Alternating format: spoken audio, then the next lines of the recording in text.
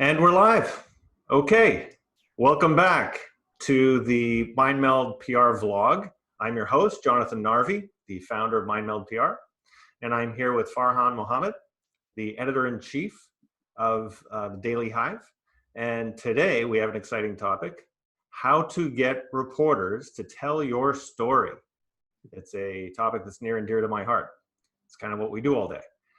That said, before we get into the real meat of this discussion, I was hoping, Farhan, if you could lay out your origin story, what you're up to, go right ahead. Yeah, first off, thanks for the chat. I remember when we were trying to do this in person, and then that was, I feel like that was a lifetime ago, and everything has been changed and turned upside down.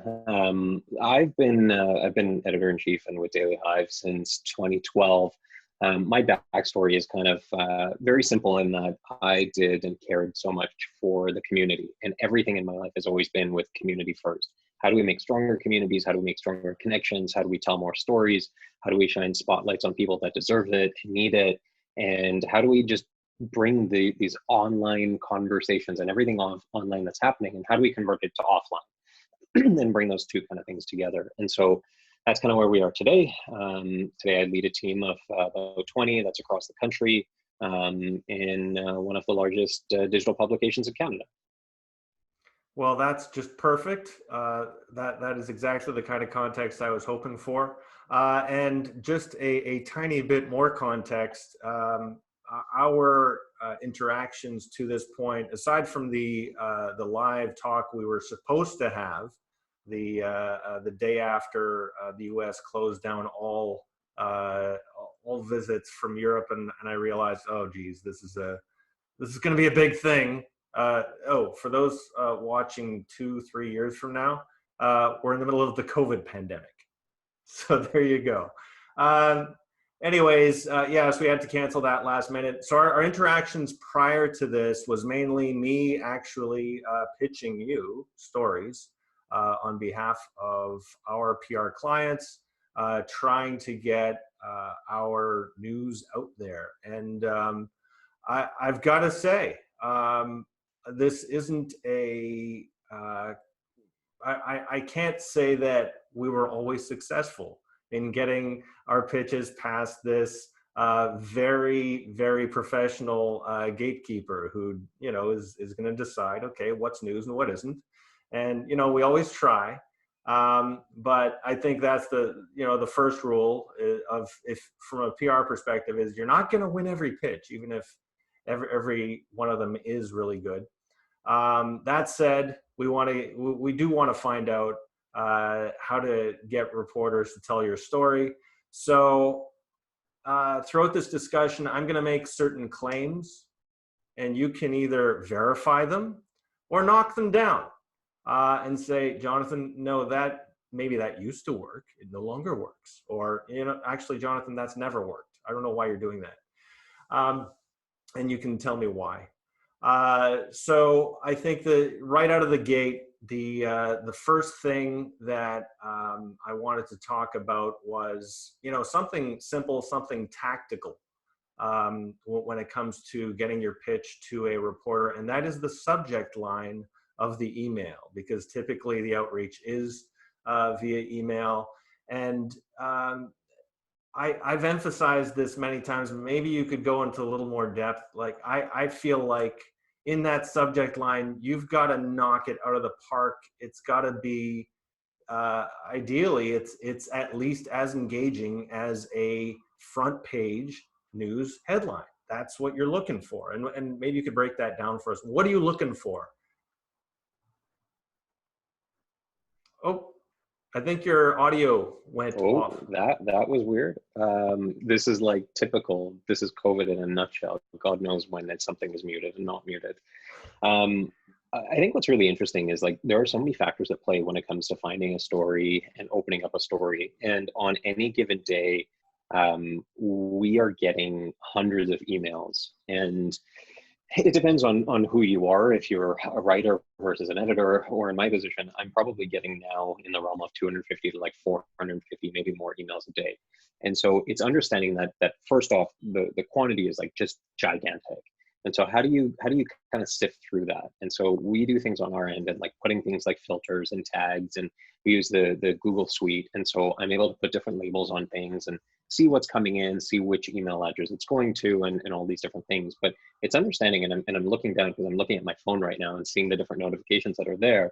And in the past like 2 minutes, I've had 3 different emails come in. And so it's looking at things and saying, okay, the first thing you have is your name. The second thing is your subject line. And the third thing is that you've got your email description, or whatever the intro is going to be. And when your name is there, your subject line is probably like 6 to 10 different words, depending on the length. And then you have about 4 lines of the preview text. That's kind of what you have to work with. And so when I wake up, this is what I'm doing. I'm scrolling through my phone and I'm saying, okay, is there anything that happened overnight that I missed that I should jump on right away? Or when it's day to day and I've got my email open, either in front of me on my computer or down on my phone, I'm seeing these notifications pop up. And those are the first things I'm looking at. And if it's something that catches my eye, then I'm going to jump into it. And if it's something that doesn't, then I'm going to glance over, and most likely I'm going to do a mass deletion, because I do probably 5 to 10 times a day, and just select, 5, 10, 15, 20 emails mass based on what I've seen, and then just go and delete them. And so the hard thing and the tough thing to understand is that in a lot of cases, that email doesn't even get opened up. And so it's understanding the psychology behind it, that how do you get people to even just open your email? And so the first thing is starting with your name. Are you someone that I know? If you're not, then my thing glances over automatically to the subject and then the preview. And so how do you get on someone's radar? Well, that means that you're maybe stalking them a little bit on social media. It's something that's following someone on Twitter, maybe Instagram, maybe having them connected on LinkedIn. And somehow already getting that personal connection with them and building that rapport. Like I could probably go through, and I know most people who are following me on Instagram, and pretty much I could probably say if this person is following me or not on Twitter, and if I know them and if I've interacted with them in the past. It's so simple to build that rapport. It's just follow someone, see something that's interesting over time, and then start engaging with them. And so you've got that name recognition right away. And then the second is going to be your subject line. And if it's something that says, press release or something that just, makes me think that you haven't put thought into this, I glance over it. And then you've got your preview description, which tells you like so much, you have so much potential. So I'm looking right now at the same time, I've got my emails behind this video, and I'm seeing like there's things where I see someone's name, I might know them, I see a very short subject line, and then I see the preview text, and the first 2 things have kind of just skipped me. But then I look at the preview text and I'm thinking, wow, that's actually really interesting, I need to open that. But at the same time, sometimes you put a 20-word subject line, I don't even want to open that. It just tells me there's too much information, I don't want to look at this. So just to not push back, but just to riff off some of the things you were saying there. First of all, if you recognize the person's name, relationships are important. And yet I have a contention that maybe you can verify or falsify. So I say that the relationships that gets you an extra 5 seconds. Yeah. Okay. Yeah. It also depends. Like if I've got my phone that's sitting in front of me, like I'm always looking at it. I really wonder how many times I actually look at my phone, because I've got my notification set up that when I get an email to my Gmail inbox, it pops up on my phone and it lights up. And so my eyes look at it. And if it's someone I know, and if it's something that I can action and I need to jump on right away, I go into it right away. I'll stop what I'm doing if I can do this for a minute or 2. But if it's someone that I don't know, I'm just going to go back to whatever I was doing. Right. And the reason I want to focus on this just for 30 seconds is, a lot of people think that public relations, you need a rep who has a lot of pre-existing relationships. I'm not saying they don't help. Again, they do get that extra little bit of attention. But unless you've got a killer subject line and a great intro that fully describes what is the newsy thing about your news, it's not going to work. And those relationships, you can kind of build them up if you're starting from scratch as a new PR guy, then you'll have those relationships in 6 months. So anyways, I think it's about the skill in crafting that that intro. So are there, I don't know what you would call it, like magic words that you would use? Actually, one tactic I've seen is kicking off a subject line with RE and colon, and then just so it looks like you're tapping into a pre-existing thread. Yeah, yeah, that could work. I'm trying to think even the way that I do cold emails to people that I know. Sometimes if I'm asking for something, I will I'll say, okay, so here's my secret. Sometimes I'll do things like I'll put emojis, or I'll do the oh my god, I'm forgetting, like the heart, and I'll put the two characters together, like the triangle bracket and then the 3, and that's just how I send something. It depends. It obviously depends on the relationship you have, or sometimes I'll put hi exclamation mark, or I'll put something so out there because that's also my personality. And so if I know you and I have that relationship, sometimes it'll just be like, yo, I need help, or please check this out, or like something that's a little bit more directive. If it's something just completely cold and you have no idea who it's coming from, I will look to who we are and like just figure out, okay, what's the most important thing here. So if I want to do an interview with you and you're a big name person and I have no idea, and you have no idea who I am, you might know who we are, you might have heard of us, I'll actually put like interview with Daily Hive, and that'll be my subject line, and I'll put a question mark at the end of it, or I'll say pitch interview with Daily Hive, or like something to that effect. Short, sweet, to the point, you know exactly what you're getting. I'm looking at another one that's in my inbox right now, just moderating dash and then the name of the event. And so it's very just straightforward. Another one just says question. So it's just, they're very short, to the point. Also, then you can see the preview text and see what's coming. Basically, like, give people exactly what it is that you're looking for in the fewest amount of words as possible. And like take away things like for immediate release or anything to that effect. That's my motto. Give them what they're looking for. And that is, it's important to be succinct. And I think that's something I struggled early on with as a writer, as a communicator, even before I specialized in public relations. As a writer, you want to be writing. You want to be throwing all you know onto the page. And yet the one of the most important skills you can have as a communicator, whether it's public relations, interacting with reporters or not, is just cutting down the fluff, chopping everything out that isn't absolutely necessary. The one thing I wanted to just cut back to for a second, you talked about using emojis. It's so annoying to me, so frustrating to me that this works. Like I first caught on to this tactic, not when I was primarily doing PR, but I was doing content marketing mostly as an internal marketer for a fintech company. And my VP of marketing was like, this is the new thing, emojis in emails. I was just like, oh, this it just seems unprofessional to me, but that I'm just old fashioned that way. Yeah. It all depends on the person. If it's someone that I don't know and I don't know personally and I've never talked to, then that's probably not the best way to go.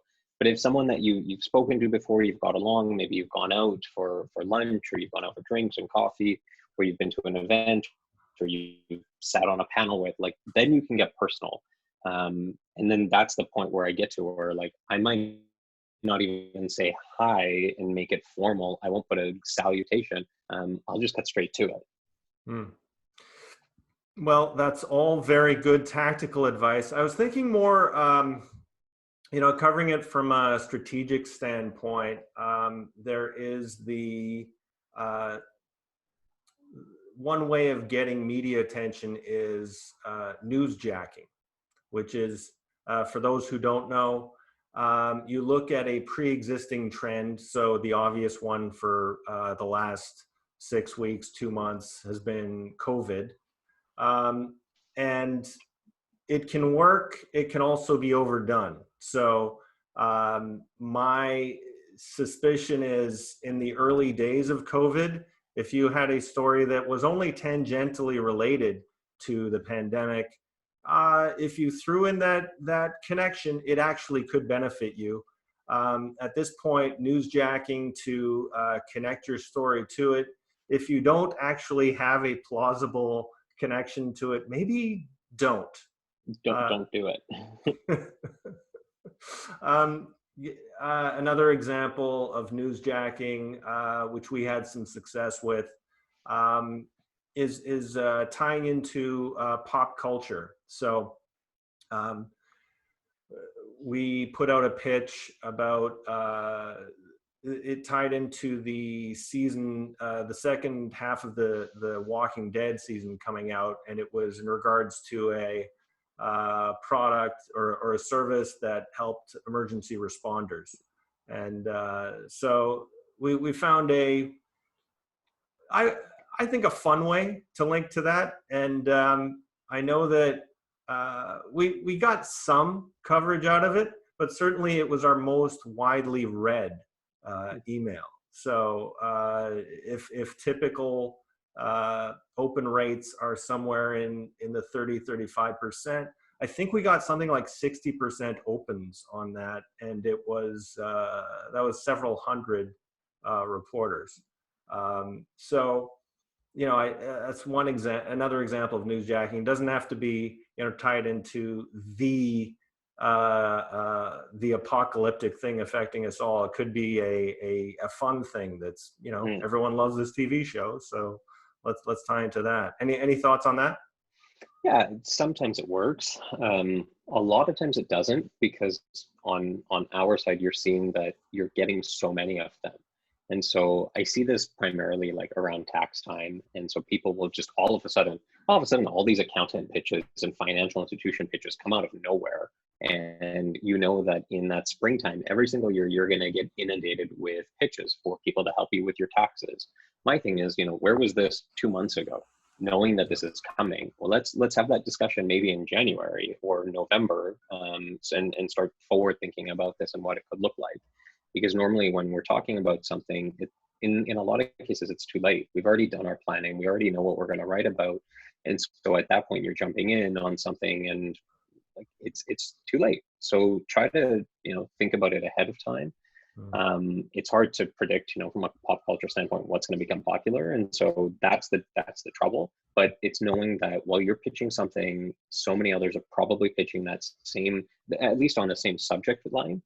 And so how do you look at something and say, like, if there actually is a really strong connection here and you can put those two and two together, then it makes total sense. But like, if something is really borderline and you're really stretching it to try to make it make sense, just stop. Because already then what happens is I've discounted you, I've discounted, I know then in my mind that, okay, you're someone who's going to send me stuff that I probably don't want to read. And the next time you email me, I might not even want to open it up. Mm-hmm. Well, that's, yeah. So there's a danger to newsjacking, and it can be completely transparent what you're doing and annoying. Yeah. I guess maybe we can get into, this ties into another topic I want to talk about in a second, but I wanted to cover one more sort of the basics of getting a reporter to tell your story, and that is, I've talked previously about thinking like a reporter. What are they looking for, and covering the 5 W's and the 1H. So maybe you can talk about that. Maybe you might want to talk about, I guess, the positive seems obvious, like how this is done, but maybe you might want to talk about how it has not been done well in certain pitches. Ooh, I've got on my Twitter, I've got a running PR 101 that anytime I get a really, really bad pitch, I'll screen cap it and then I'll share it just so people see some of the stuff that's coming in. It's thinking about it, that what would you like to see? What is it that you think is important to the person you're pitching? And it's knowing that not everyone is looking for the same thing. what we're looking for versus a business publication versus a lifestyle publication, those are three different things. And so you have to find and take yourself kind of outside the shoes of your own organization and say, first off, what do we think is interesting and what are we trying to pitch? Okay, that's step one. Now take yourself out and say, if nobody knew and nobody understood anything about what it is you were doing, does this make any sense? And if not, what is the thing that's going to hook them? I've seen a number of pitches where something has been buried like at the bottom of a press release, and it wasn't the angle, it wasn't anything. And whatever was being pitched, it was like, okay, well, this is okay. I don't know if I would want to cover this, but whatever that last line is that you buried in there, that's actually the thing that's going to go crazy. And so that's what we're picking up instead.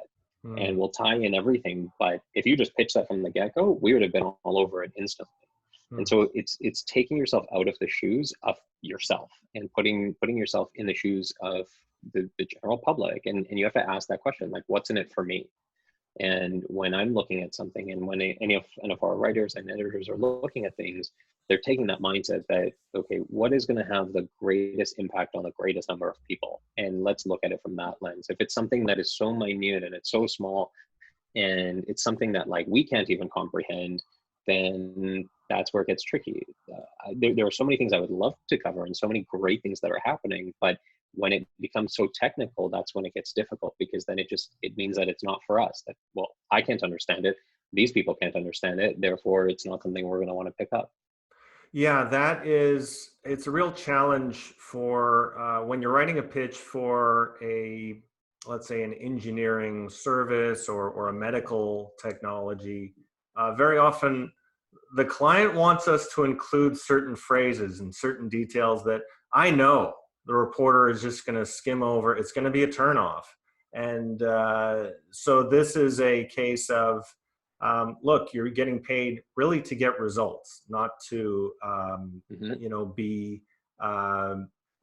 not to be nice. I mean, you want to be nice, but at the same time, this is where, if you're feeling like you're being forced to stuff phrases in there that the journalist is going to hate, you have to push back a little bit on the person you're dealing with and just say, look, this is the strategy. Here's why we need to rephrase this in. We don't necessarily have to leave out the information, but I'm going to rephrase this in a way that it captures the essence of what we're talking about in an interesting way. That will not be. You don't have to have a PhD to translate what's going on here. So I think, one other.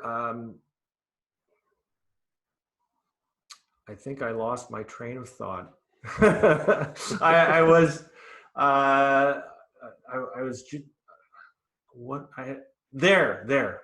it's come back to me. Magic. Okay. This is an important question for me personally, is to do with follow-ups. So following up via email and phone. And so my perspective, and you can, again, correct me, if I am very confident about a pitch and, I think I've targeted exactly the right reporter, this is something they would be interested in. I feel like the subject line is killer. I feel like, we've got the top 5 points in there that, wow, they could make 2 or 3 stories out of this. And then I just don't hear back for 2 or 3 days. I send a follow-up email and I just reiterate or emphasize without being, hey, Dumbo, why didn't you see this? This is a good story that is a perfect fit for your audience. It's, just, be respectful, be funny, be amusing, be self-deprecating, but very, very quickly reiterate and emphasize what is the story and why it is important to their audience. And then I do another thing. I've actually done multiple follow-ups via email, and I'm sort of, if I'm really enthused about a story, I'll do 2 follow-ups via email, and I'll even do on occasion a follow-up by phone. And the danger here, and it is a real danger, is you're annoying the hell out of the reporter you're reaching out to. in your effort to being helpful, all you're doing is getting on a fast track to their do not call list. Maybe you can talk a little bit about that. Yeah, I hate phone calls. I hate phone call follow-ups unless it's life and death. In fact, I mean, I always say, like, you know, text me over a phone call. But if you're texting, again, like, it better be kind of life and death. I've seen follow-ups over text where it was almost immediate after a follow-up email, and I'm thinking, like, what are you doing right now? Like, this is just, this is a little bit crazy. So the one thing I always say is, you know, put yourself in that person's shoes. And one of the things that nobody ever knows is just what's happening behind the scenes.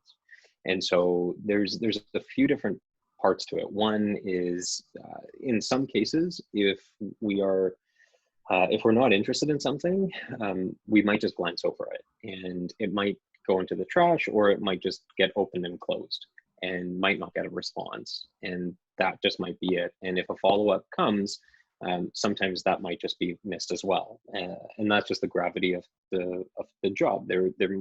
You have no idea. Maybe something's breaking that day, and so your inbox got flooded, and by the time you get to it, it's 50 or 100 emails deep, and you've just forgotten, and now it's gone into the universe. Sometimes that follow-up works, and sometimes it's like, you know, that this is great, thank you. There's been times where I get a follow-up, and I'm like, I didn't even see this in my inbox to begin with, so thank you for bringing this back up. That's why I wish that email was better in that way. But the tough thing is, you know, putting yourself in that person's shoes and figuring out, like, okay, what is it that they're actually looking for here? How do we make this better? Sometimes everything could be perfect. The pitch could be perfect. The story could be perfect. Everything could be perfect. But on the flip side, we might just be understaffed that day, or those couple of days, or that week. And so, you know what, this is a great story, but, like, we just don't have time for it right now. And sometimes you'll say it and say, like, you know what, it's just a capacity thing. We just can't do this today, or this week, or for the next couple of weeks, because there's so many other things that are taking precedent, and especially in a time of crisis like we're in right now, and that's what takes precedent first. And so when news happens, you're always jumping on news, and then you put everything to the side. And then you have this giant list of things on the side that you want to get to. And so that just becomes one of them. And sometimes it just won't happen, and it won't be okay. But follow-ups always work. I think the thing is, like, trying to figure out timing. You know, if you're doing it a couple of days later, chances are it's buried somewhere in my inbox, so follow-up works. Anything after that, I think, is just you know, maybe you're just too busy and not interested, and I've got the message. But a lot of times it comes to, like, you know what, we are so busy that we just don't have time for this. You know, that reminds me of me back in my reporter days, very, very early on. I was doing a, what's it called? An internship at the Winnipeg Sun. And I was the human interest story guy. So I had, I would break stories like, I don't know, some organization is having a petting zoo in the front yard on whatever, and just, you know, look at the kids with the balloons, and, you know, there'd be a photographer on site, but it was, you know, very fluffy stuff.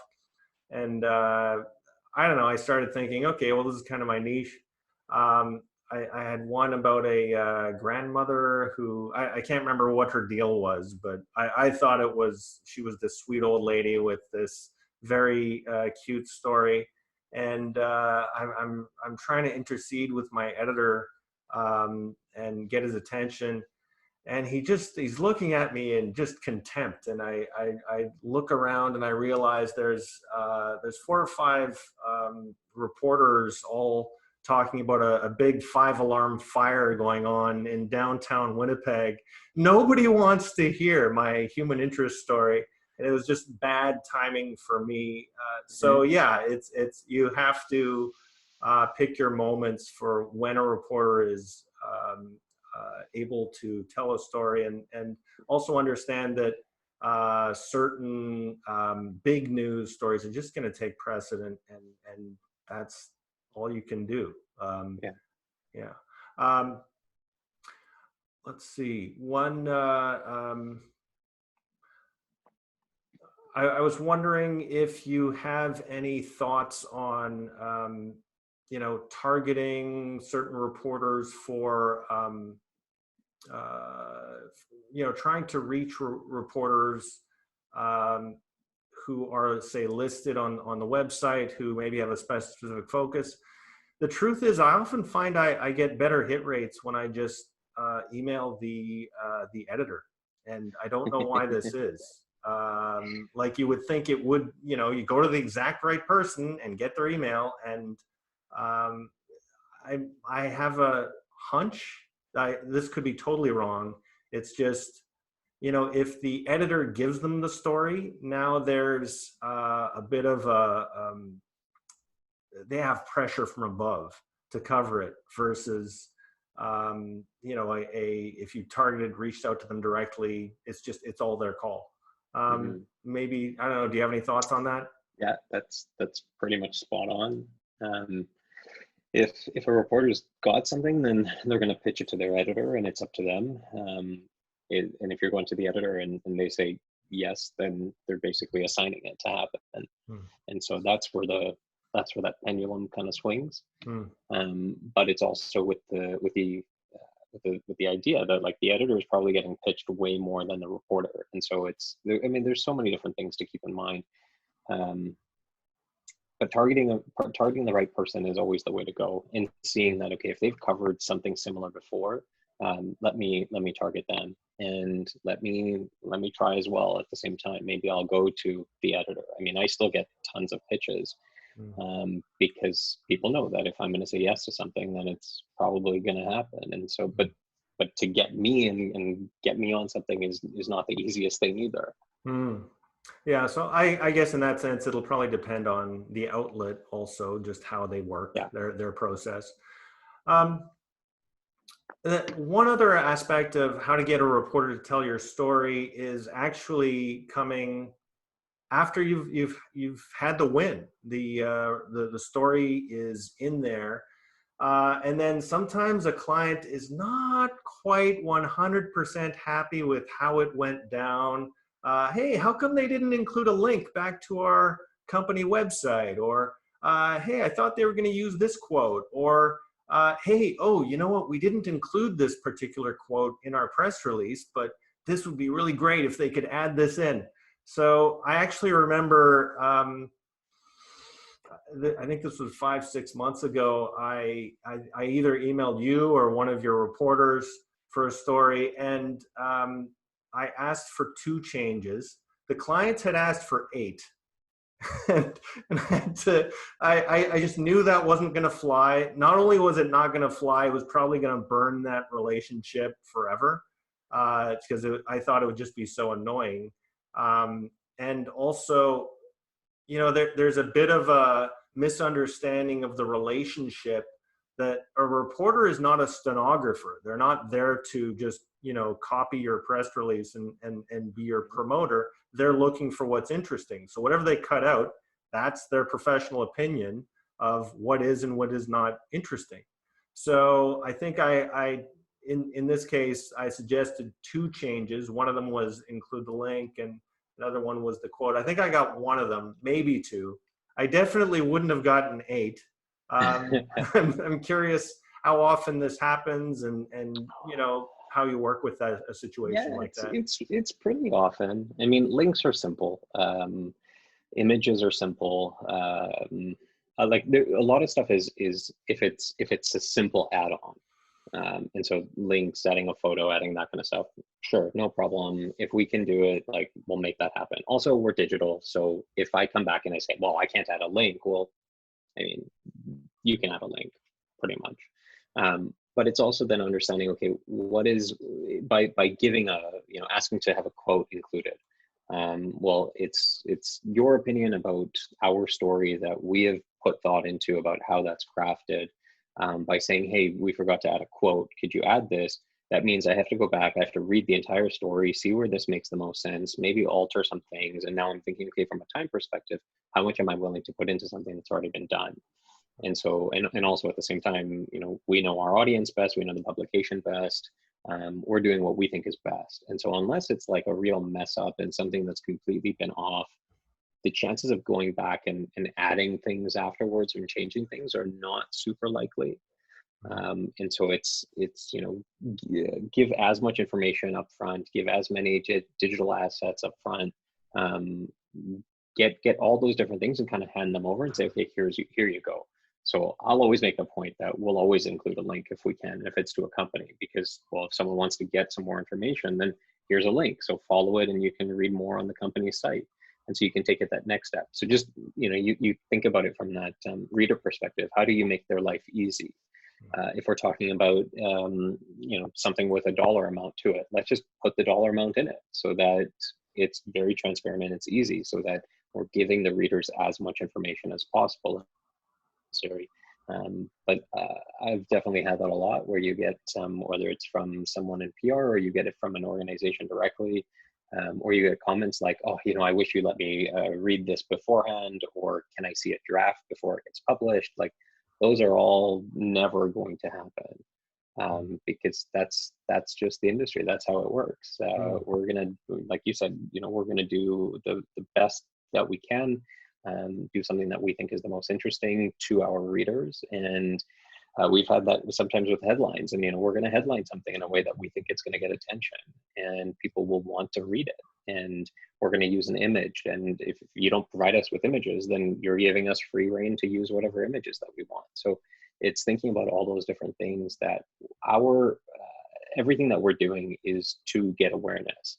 And you might be thinking, well, kind of like what I said in the beginning, you know your product best, but you might not know the best way to market it.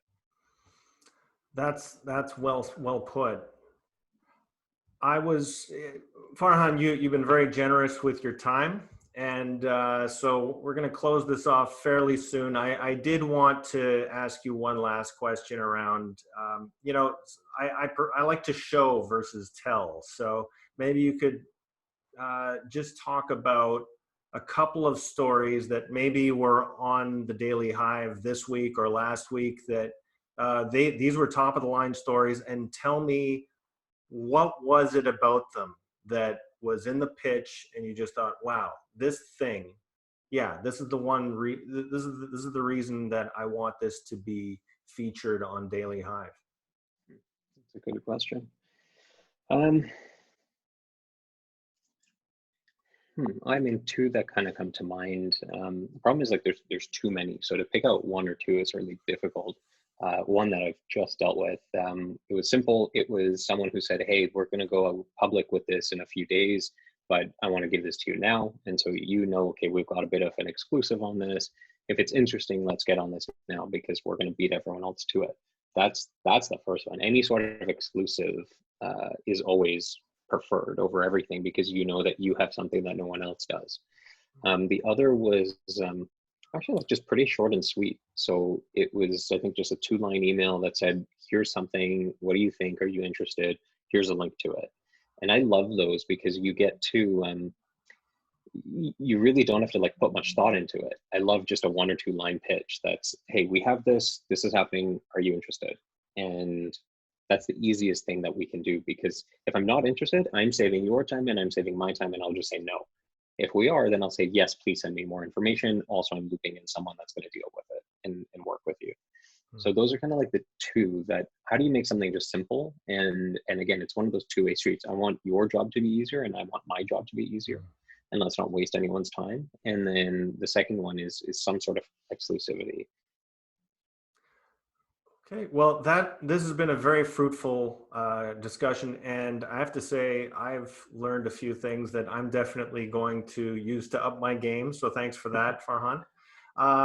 I think I just want to close this off with how can people find you and reach out to you if they want to learn more about you and Daily Hive? Yeah, so Daily Hive, dailyhive.com, and you can find everything there. Me personally, you can find me at Farhan at dailyhive.com, or at Farhan Mohamed on Twitter, Instagram, Facebook, I think LinkedIn as well. Pretty much everything's the same everywhere. If you Google me, you'll find me. Excellent. Well, thank you very much for your time. And you have all been listening to the Meld PR vlog. We've been talking with Farhan Mohamed from the Daily Hive. And thank you very much for listening. Hope you watch the next one. Thank you and have a good night.